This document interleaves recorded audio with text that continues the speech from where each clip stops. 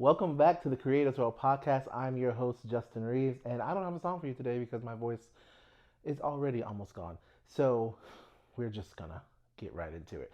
So, truth is, you might be wondering, some of you have actually asked me, like, are you coming back with your podcast? And the truth is, I was like, no. I didn't really have a strong desire to come back. And it wasn't that anything was wrong, but it wasn't necessarily that anything was good.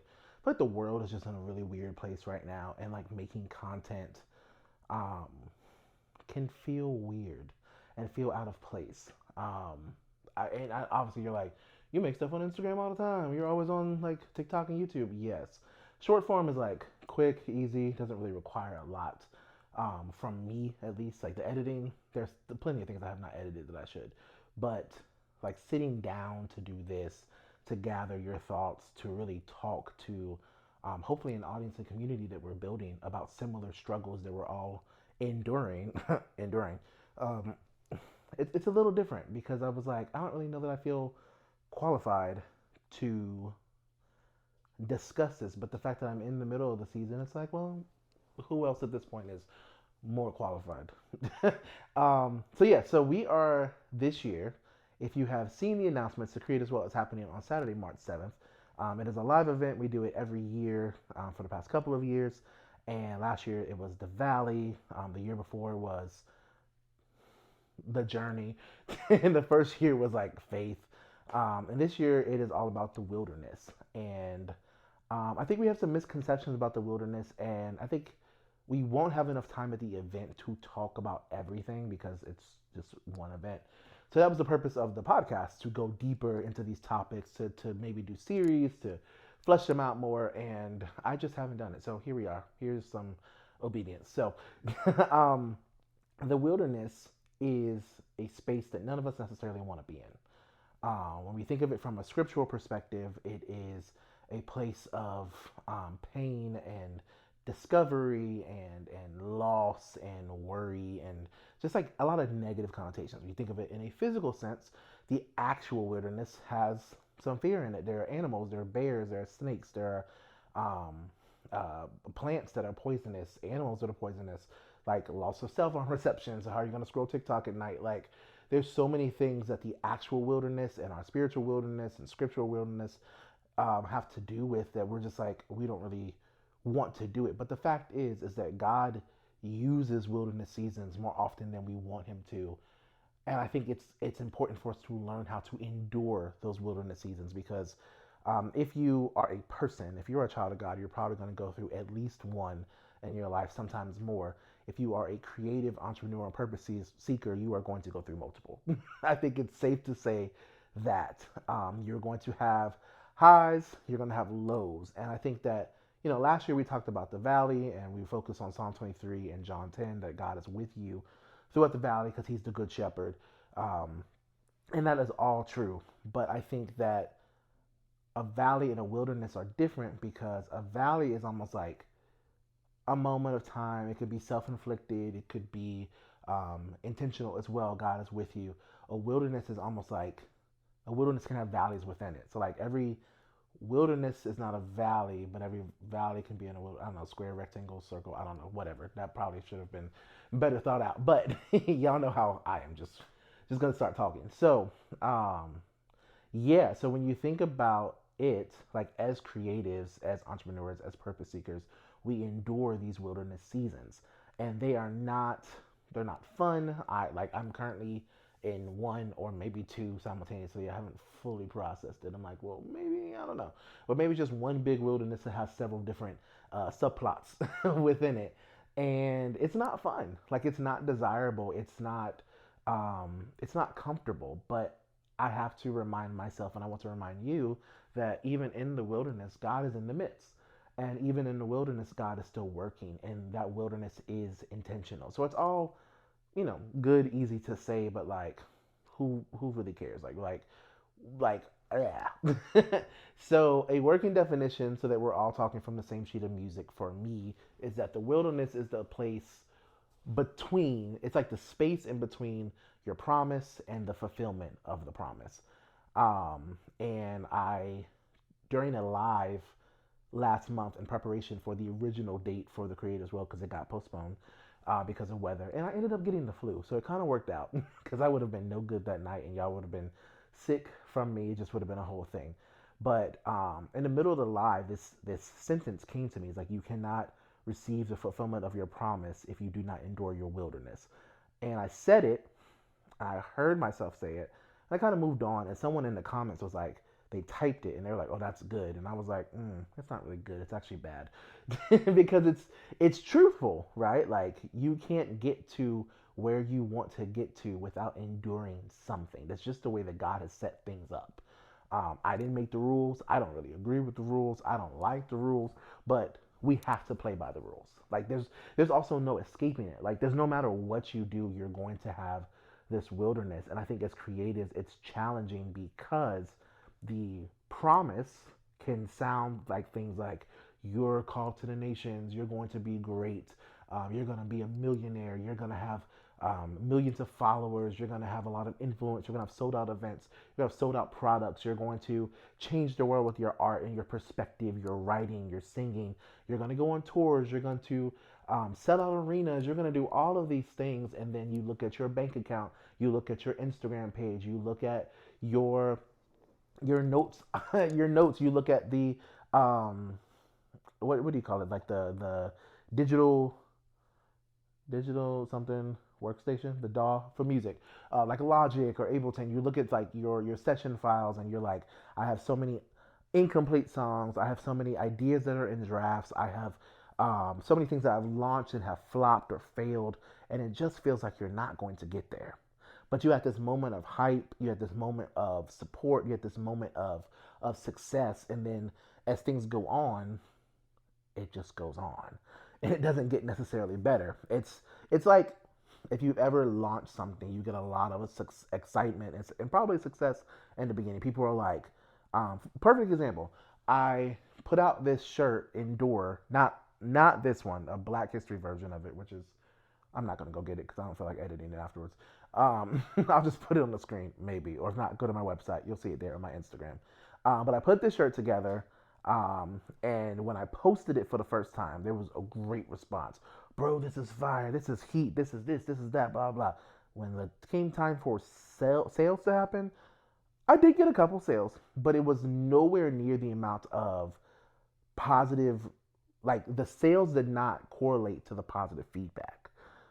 So people were super excited and supportive of it and encouraging and all of that. That's your big moment, right? Your thing. Everyone loves it. And then as time goes on, you look at your dashboard, open my Wix dashboard, and it's like 0 sales today, 0 sales for the last week, 0 sales for the last month, and it's like, what happened to all that energy and all that excitement? Like, where did that go? And I do know that eventually I will get to a point where it will sales will pick up. I don't even want to use the language of like it's going to be such a load that you can't handle. Like that's not everyone's situation. Some of the problems we have with our wilderness is that we have taken this very western view of the world, this capitalistic view, this very like prosperous view, and you have to realize like not everyone is going to be on top. Like you know, everyone always says like you're a king, you're a queen. No, somebody got to be the court fool. Like everybody can't be on top. Now, I'm not saying that I'm the one who's going to be on top and not the fool. I could very well be the court fool. Like all the stuff that I'm doing, it could be for naught. Like that's a thing, right? And you're like, wow, this is not encouraging. But I think it is sobering. I think it is a way for us to look at the things that God has put in front of us and to see that like, oh, there is like success in God does not look like success from the world. So therefore, I might be calling something a wilderness or a bad season, and in reality, this might be what God has called me to do, like the end of it, because some of us can't handle the millions. Like let's just be honest. But anyway, that's a whole another conversation that we will have probably with some other people one of these days. But so yeah, so the wilderness, the space in between the promise and the fulfillment of the promise. So when you think of the Bible, because this is a Christian podcast. The Creators Well is a podcast for Christian creatives, entrepreneurs, and purpose seekers to be refreshed, renewed, and revitalized for their God given purposes. Why? Because the road is ghetto, life is hard, and no, the road is tough, life is rough, but people are ghetto. But we are called to continue, and in that calling to continue, we are called to endure. And that's where we are now. We are trying to endure. Um, and so, yeah, so you might have this promise that the children of Israel were in a wilderness. There are two wilderness seasons, really three, but two I'm talking about today, and we'll get to the other one later. Um, and we'll use this backdrop because the two of them are the children of Israel. So like basically the whole book of Exodus, into Numbers, into Leviticus and Numbers and Deuteronomy as well, um, and I guess Joshua too. Um, but also Jesus and him being in the wilderness for 40 days. And you see the parallel of the children of Israel being in the wilderness for 40 years. You see but Jesus was in the wilderness for 40 days. So, but both were still wilderness seasons. It's not about the time, it's about the intensity and the things that come out of the wilderness season, right? So it's not even a comparison thing of like his wilderness is worse than her wilderness or vice versa. Like, no, every wilderness has its own purpose. Um, so, with the children of Israel, the Lord sent the 10 plagues and got them out of Egypt. He parted the Red Sea. The Bible says a wind came and split the sea, dried the ground, and the children of Israel were able to go through on dry land while the water was sustained by these winds all night long. And they walked through, and when it came time for the Egyptians to say, "Hey, let's go after them," the Lord allowed the water to fall down, and he said, the Egyptians, I think it's Exodus 14:14, the Egyptians, the enemies that you see, or the Egyptians that you see today, you will see no more forever. That is the promise. That is the excitement. They are now free from slavery. They are free from their captivity. They are like at a good place. They are now going into the land that is promised, the promised land, um, and they're excited. But they go, and historians, theologians, they say that it should have taken 3 to 7 days, depending on who you talk to, but they end up taking 40 years because God had to get some things out of them. They begin to complain, they begin to murmur, they're walking around, wandering around the wilderness, they are going to mountains, they are making golden calves and images, they are forgetting about the Lord that quickly. And in this 40 years, the Lord basically gets rid of a generation of Israelites and only allows the Israelites to still keep the promise, but a certain group of them get to go through to the promised land. So and that's, you find that in Joshua. So and not in Moses himself didn't need to go, which is so sad. I just feel for him. But when I get to heaven, I'll be like, how did you feel? Because you didn't make it, all because you struck a rock. But another discussion for another time. We probably will actually get into that. Because there is, you have to be led and led well through the wilderness, right? Like the what is it, the cloud by day and the pillar of fire by night, like led them through the wilderness and led them well. God also put Moses in place to be the leader of the children of Israel. Moses put elders and like eventually would be judges and all of these people in place to help lead the children of Israel that were from the tribes. Like there was actual structure in the wilderness. So I think that's another thing to point out, that in your wilderness is actually structure. Like God is intentional about everything. So even when you're in like a messy season and something that you're not happy about, there's still intentionality. But today, because we can talk about Israelites for forever, I want to talk about Jesus a little bit. We should always be talking about Jesus. But with Jesus' wilderness, you find that in Matthew chapter 4. And at the end of Matthew chapter 3, Jesus gets baptized by John the Baptist, and the sky opens, like the heavens open, a dove descends, which is the Holy Spirit, and the voice from the heavens says, "This is my son in whom I'm well pleased." And you have this big moment. So it's like the beginning of Jesus's ministry. It is the time for everything to begin, and like it's like awesome, woo, yay.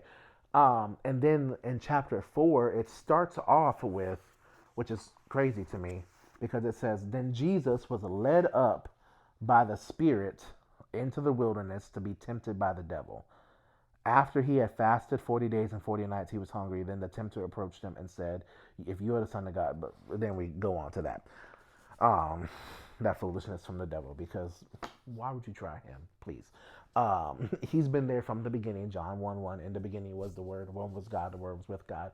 And the Word became flesh and dwelt among us. So, Satan, you have been there for a long time. Like, you're not just meeting Jesus. You know who he is. But anyway, you see that verse 1 tells you the Spirit led Jesus into the wilderness. Jesus went from this great, like, moment, like, oh yeah, the heavens open, the dove descends, everyone sees it, everybody hears it. You have this public affirmation, which is often what happens in our life, right? We get this public affirmation where you are ordained to be the minister, you become the director of the company, you become the director of the creative thing, you launch the business, you have your launch, you do some sales, you do a tour, you do an album, whatever that moment is.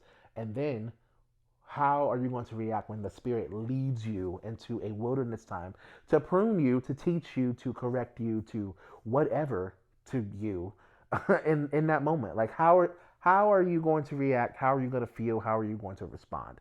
And so Jesus teaches us in this wilderness that we are to respond by Scripture. We generally respond like the children of Israel through complaining. We say like, God, this is terrible. Why have you forsaken me? This is trash. Like, God, you don't really love me. God, you're not really there. These are all things that I've said, and I've heard other people say them too. Like, God, like if your hand was really on me, I wouldn't be dealing with this. God, if you really wanted me to do this so bad, or do something else so bad, you would have done something in a different way. Like all the things that we come up with. But instead of actually responding the way that God wants us to, which is to say things like, "Man shall not live by bread alone," or um, what else did Jesus say in this? I always remember that one because I'd be like, I would have turned the stones into, I would have turned the stones into bread. It says, "Do not test the Lord your God, worship the Lord your God, or serve Him only." Like instead of getting the kingdoms of the world, right? So you see all of this, and you're just immediately like, well, what do I do? Like, well, why can't I respond with scripture? Part of the reason is we don't read it enough. Like, that's just, let's start there. But two, our feelings in our flesh, not in quotes, but like, not making this a churchy podcast, but like our flesh, our feelings, our desires, our emotions, we don't like discomfort. Like, no one likes discomfort. If people are always like, "Prove me, Lord," like, show me the way, like, cut me where you need to. We like halfway mean that. And halfway is generous. But we really want it to come without there being some sort of pain, right? Like, we're not a generation, and not even our generation. We're not a race, as in humans, not black people, white, black, Latino, Asian, all of the above. We are not people. We are not a group that wants to endure anything. And so my thing is this like introduction into the wilderness and discussing this is to say, how can we endure well, right? Because even Jesus, as you look through the life of Jesus, which we're gonna like go through that and talk about my own life and the guests who I'll bring on and whatever. Even Jesus had bad days. Even Jesus had days where he crashed out a little bit. Even Jesus had times where he didn't necessarily want to go through with his purpose, as you see in the Garden of Gethsemane, but he still endured well. And I think that's what we're not doing well in this day and age. And I'm not just talking about millennials. I'm talking about Gen Z. I'm talking about Gen X, boomers, all of the above. We are not enduring well because we don't want to endure hardship. We don't want to deal with hardship. We don't want any of that. And I don't blame you. Like, I'm not saying this like, oh yeah, I've mastered this. No, I haven't. But I'm hoping that we can learn this together because we will all be in wilderness seasons, or we could be in one right now, or somebody you know might be in one. So I would, share, share, comment, subscribe. I do a terrible job of saying that, but like, share this with someone you know that's going through a rough time, and we're gonna try to journey this together. For me personally, I'll just tell some of my stories on my business. Is that my big moment, if you will, my parting the Red Sea, my um, affirmation in public, all that would be probably from 2022 through 2024 ish, right? And so, and I just, as I said that, I just thought about something, and I will share it. But I'm like processing. I fully have processed it before, but something else just came to me. So from those moments in 2022 through 2024, I was a tour manager for Poets in Autumn. I've, like, if you haven't heard that before, I was the tour manager for Poets in Autumn. I was the tour manager for We Need to Talk. I started working. We did Poets in Autumn again. It flopped. It failed. Um, not my fault. I just feel like that needs to be said. I feel like you know how you get to a point where like you're like, I feel like I can say things now. We're at that point. It's been years. It was not my fault. It was never mind. Um, if you want access to that, I'll start a Patreon and we can talk about it. Because actually, it is a good lessons learned in that. Like all jokes aside, I think the failures of 2023's Poets in Autumn were things that should be studied and should be discussed as business owners and as creatives to understand how to make sure that you don't make those failures in the future. So we will do that in some other form, not right now. Maybe I'll get. Never mind. It just and the thing is, I'm not gonna go back and cut this out. But so Poets in Autumn 2023, 2020. I mean 2022, 2023. We Need to Talk in 2023. Jasmine Sims tour in 2024. Started working with Preston and Jackie directly in 2024. And then 2020, well, I guess really end of 2020. What was that? Oh, 2024 was like the Acts 242 conference. So did that, worked with them, and just had a lot of success just doing things, just doing stuff. But then when 2025 came, it felt like I was led into the wilderness, and I was considering it as a valley. And I don't think that it wasn't a valley, because again, a valley can exist within a wilderness season. You can have multiple valleys within a wilderness season, and I felt like I had multiple valleys. And I think it was because, and this is what I was processing, like I just in that moment when I was thinking about it, is that I had based my identity and my output based upon other people, right? So I exalted, for lack of better words, it just again sounds churchy. I exalted the tours that I was doing for other people over the things that God had called me to do through my business. And the result of that was I didn't put as much effort into my things. So when these things dried up for various reasons or were no longer available or we weren't just weren't as active or whatever, it left me kind of empty, like in terms of like gigs and booking, like didn't really have a lot to do. But also I wasn't used to prioritizing my own creative ideas, my own events and things like that. Because at simultaneously in 2022 was when I did the first Create as well. 2023 was the first Holy Hoodlum. 2024 was Holy Hoodlum and Create as well, back like not back to back, but in the same year, and a Carols for a Cause. 2025 was a Create as well and a Holy Hoodlum as well. No Carols for a Cause, no in person, but it was virtual last year. Um, but even just getting to the point where like, okay, focus on you, do these things, right? And I think God has used these seasons to and not to say that I won't serve other people, I won't work for other people, I won't tour, but I think he wants me to focus on what's in my hand, right? Like people preach all the time, like what's in your hand for you to use. When God was using Moses in Pharaoh's courts and like for the miracles and at the Red Sea, like he tells them to like lift up your staff and either let the staff become a snake, which would have really freaked me out, or let the staff like hit the. I think he had the staff hit the water and turn into blood, or maybe he just. I think that was that. It's Exodus like 8 to like 12 somewhere in there. But then he had him like reach up the staff for the water, and the wind came and knocked. So like basically, God was like, use what's in your hand. He didn't tell him to use what was in somebody else's hand. And I think for me, just like I said, processing real time, I was thinking that success and obedience would come through serving things that already existed. God might be just calling me to build stuff, which is hard because here we are, like a month or two late of doing this first podcast episode, in disobedience. Because to be honest, I feel like this is pivoting to like a little bit of a self therapy session, but welcome. But to be honest, it wasn't growing in the way that I wanted it to grow. It wasn't doing what I wanted it to do. I've worked with some big podcasters and big people, so you see them put out an episode and they have, thousands of views, um, in what 24 hours, like stuff like that, and that just is not my experience. I'm thankful for every one of you who tunes in. I mean that. Um, but even not and not but I'm thankful for every one of you who tunes in. In addition to that, it is hard because you don't necessarily know where you all are.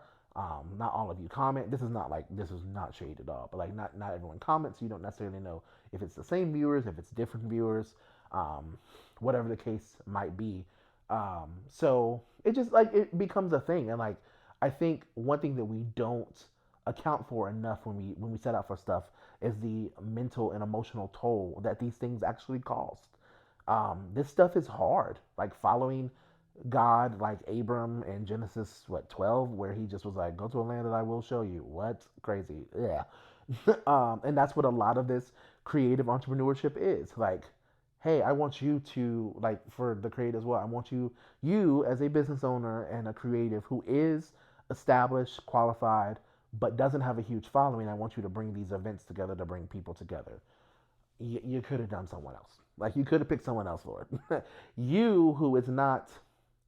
This is gonna sound like self-deprecating. I promise you, it's not. But like you who is not like cool, traditionally cool, and like all of that. Like I want you to do the Holy Hoodlum experience, which is like not to say that it's unique, it's different, right?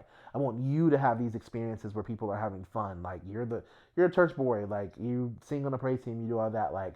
But I want you to think outside of the box and remix stuff and do stuff differently and whatever. Like that is outside of what you think should be the scope of your life. And God is constantly proving to us that He doesn't care about our ideas. So, as I started this in 2024 to 2020, I mean 2022 to 2024, it was hot. Like I was like, what's the next tour? Boom, something will hit my desk. Let's do it. Let's work on this. Let's work on that. I was on the McDonald's Inspiration of Gospel tour, like doing all these things, working with all these people, finishing working with Todd Delaney, with Delaney and me. Like it was just this great time.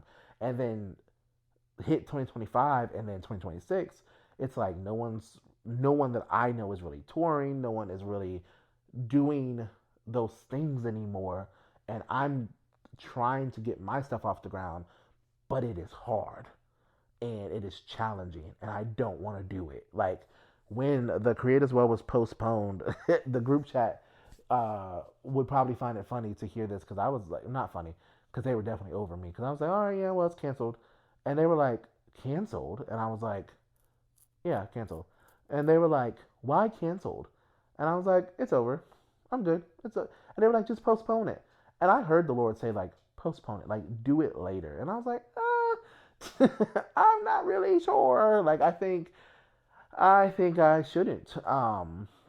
But even like now enduring back through that of like putting your mind back in the mindset of like event mode, because if anyone has been an event producer, you know that um it's challenging, that once the event is like supposedly over, even though it just was postponed, like my brain moved on. Like my brain, I was telling Ethan, like my brain moved on to Holy Hoodlum, and I was like, "Ooh, gotta focus on March." Like I'm all the way in August talking about like, "Oh, it's gonna be this and that. And I'm excited for this, blah blah," and I am excited for it. But I'm like, "Ooh, you gotta slow down, partner. Like, and get back to the task at hand." So yeah, so I am waiting. I am in the wilderness season of waiting for the fulfillment of these promises. I think I've talked about it before. I try to be transparent and vulnerable because I think I am called to creatives who are just starting, either creatives who have not started because they are unsure or uncertain of their abilities, or creatives who have just started or like intermediate. I don't necessarily think my audience is the like creatives who are um, millionaires and like I don't say millionaires, but like thousandaires or self sufficient just yet. And I think that's okay because I'm not that person. Like right, I still work a job. I work one full time job, but I have several like part time side hustles and all that stuff to fund my dreams because I don't have sponsors, or when I do get sponsors, they drop out at the last minute, and then I'm pulling money from here and there. Like It's a lot. It really is. It is a lot to handle in this wilderness season, and it can wear you down. And one like the last things I'll say, because I'm trying to keep these to 30 minutes this season, is take care of yourself in the wilderness. Like, we think that we're in this wilderness season, but I still got to go full speed ahead. No. Jasmine taught me a lot in this past year watching her life, and she's talking about her on the YouTube chat on her YouTube your YouTube channel. That's funny. She talks about it on her YouTube channel. She talks about it on her Instagram, and she's just come back to social media, starting to post again. Like, and she'll probably talk about it at the event. Like, last year was tough for her. We went on tour. We went on her tour in 2024. 2025, we tried to redo it, and it wasn't a logistics issue. It was a money issue, and the money just wasn't coming through. Things were so much more expensive because of inflation, thanks to y'all's president. Um, just, sorry, it had to come out. It was just a rough time, and so we didn't do it. And so she at the time was, a full time artist, and then she went to, like, I'm telling like all her business now, but like I said, she's talked about this before. Like, she went and she, I'll let her finish. Come to the event so you can hear her story. If you don't, I'm sure I'll post it at some point. But she endured a valley within a wilderness last year, and she took time. She took time to rest. And I am somebody who goes full speed ahead at all times. I am somebody, 50 always says, I'm going to press. That's what I do. I'm going to make it happen. I'm going to make it get done. And it's not necessarily a terrible thing that I do that, but there are times where God is calling you to slow down and rest. I think in those seasons, when you read Psalm 23, it tells you that he lies you down in green pastures. He restores your soul. Like, he leads you through the valley of shadow of death, and in that, he's still restoring your soul. Sometimes you just have to slow down.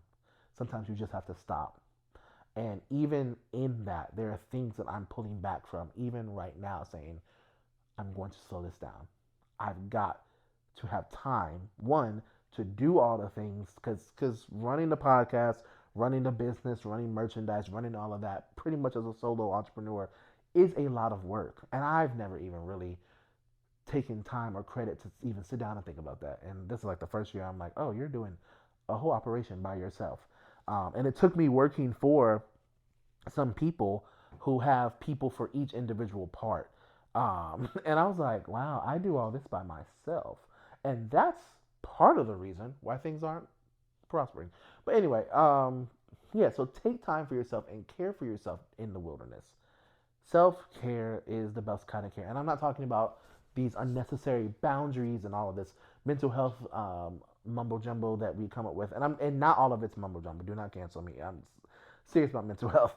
But a lot of times we overdo it. We believe that actually, I'm not going to get into that. But you all know, with self care is important, but you still have to go out and exist in the world. That's what I will say about that. So yeah, so I would encourage you to take care of yourself in the wilderness. We will continue to dive through this in the next coming episodes, because it's a lot to get through, and it's important. And I think it's stuff to talk about, like, how do you endure through the wilderness? How do you endure well? And I want to talk to some different people who have gone through this or currently going through this. Maybe I can, when Jasmine will be here, maybe I can get her to do an episode, and we'll record it before the event or after or something. I don't know. Just some of my friends and different people, because, like, I started saying it last season that we are called to continue. And it's so true. There's so many believers that give up. And there's a scripture in James, I think it's 1:12, that says, like, if you endure, you'll get the crown of life. And I think so many of us want that crown of life without the endurance, right? We want the beauty for our ashes without there being a fire to burn us to produce the ashes. Like, we don't want the process. We don't want the pain. We don't want to be thrown into the fire. We don't, this is, I feel like I'm getting stirred up and doing something more. We don't want to see God. We don't want to have to experience God as a keeper. We want God as a preventer. A lot of us don't want to see God for all of the things that he is. We just want him to be a our definition of good and what a good God would be preventing it from happening in the first place. But how much more good is a good God when a fire comes, when a trouble comes, when stuff comes your way, when calamity is everywhere, and he has kept you through it. That's a powerful God. That's a sovereign God. That's a holy and just God. That's a faithful God. But we don't want to know him in that. We want to talk about it, but we just want our God to just be the God that shields us from everything. And any of you who are parents, not me, but any of you who are parents, you know good and well that sometimes you have to let your children bump their heads to learn. And you will be there on the other side to catch them when they fall or to pick them up and to comfort them. And that's what God does for us.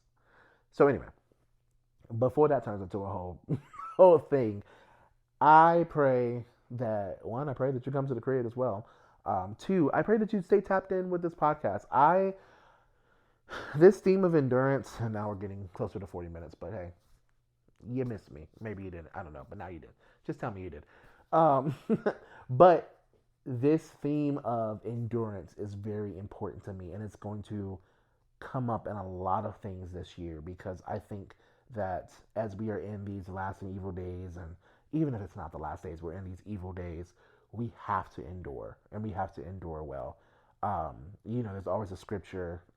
What is it? Don't grow weary in well doing, Galatians 6:9. But I think that's so important because we grow weary. So many of us quit before it's time.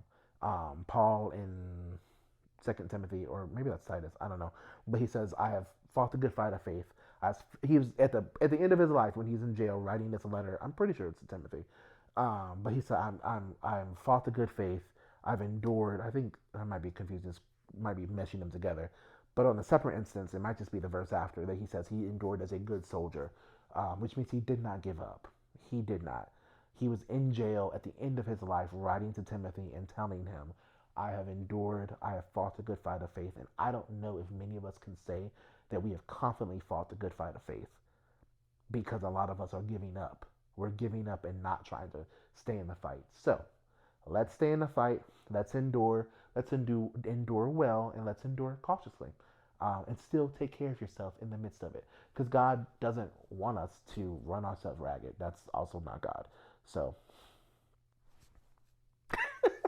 see you Saturday, March 7th at the Create as well. And if you know a church or a organization that wants to bring this type of experience to them, let me know. One of my goals this year is to take this show on the road. I would love to take Holy Hoodlum. It's a whole nother discussion. Not really, I have a lot of things that I do. We're segmented right now. I would love to take the Create as well on the road. I would love to take Holy Hoodlum on the road. Love to do a pop up, whatever the case is. I just want to get out there because I think part of enduring is you showing yourself that God is really with you because you actually tried something and it worked out. Because sometimes some of us cannot just hear it. Some of us have to do it. And I'm one of those people that I have to see it work for myself. So that's all I'm saying. But anyway, until next week, because I'm holding myself to this, back to on a weekly schedule of producing podcasts. Until next week, I'll see you then.